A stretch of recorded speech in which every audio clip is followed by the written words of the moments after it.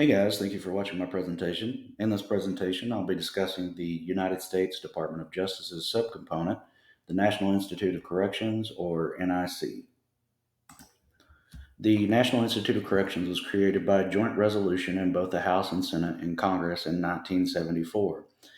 This was after the National Conference on Corrections was convened by then Attorney General John Mitchell in 1971 after the Attica prison riot in September of 1971. The National Institute of Corrections provides training, technical assistance, information services, policy and program development, and assistance to federal, state, and local corrections agencies. The National Institute of Corrections provides funds to support programs that are in line with its key initiatives. These initiatives include resources for case managers on risk assessment, case management strategies, and other tools to help them effectively support individuals under supervision, resources for pretrial professionals on best practices for assessing and managing the risk associated with individuals awaiting trial, resources for probation and parole professionals on best practices for supervising and supporting individuals, as well as resources for addressing common challenges in the field, resources for mental and medical health staff on best practices for treating individuals with mental health and medical conditions, as well as resources for self care and stress management, resources for program coordinators on developing and implementing self-effective programs to support individuals in the correctional system, resources for trainers on developing and delivering effective training programs for professionals in the correction system, and resources of academic literature, professional program evaluation advice, and grant funding opportunities.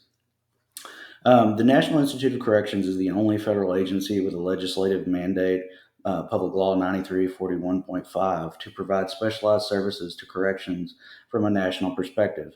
The NIC is recognized by other federal agencies for its unique role in quality services. Its leadership is evidenced by the numerous partnerships and interagency agreements targeted to provide correctional services and training. The NIC is unique because it provides direct service rather than financial assistance as the primary means of carrying out its mission. It responds directly to the needs identified by practitioners working in state and local adult corrections, the Federal Bureau of Prisons, the Department of Justice, other federal agencies, and of course the United States Congress.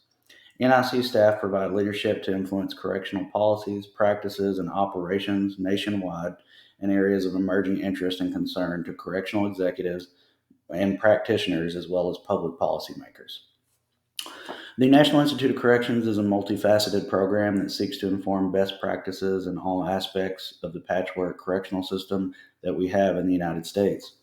This objective relates to not only best practices for correctional professional, but also inmates, allied health professions, and how to relate the general corrections mission to the public. The National Institute of Corrections has separate evaluation criteria for each project and expected outcomes for each. However, the National Institute of Corrections enters into written cooperative agreements with agencies that request technical assistance to conduct much of the planning, development, and implementation of its strategic plan. Through these cooperative agreements, the National Institute of Corrections awards funds to support correctional program initiatives, which include ensuring that the agency is completely satisfied before ending the cooperative agreement.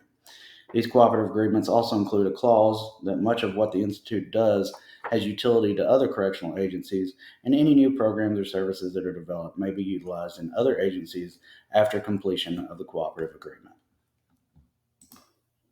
And of course, no presentation would be complete without references. Thank you for viewing my presentation.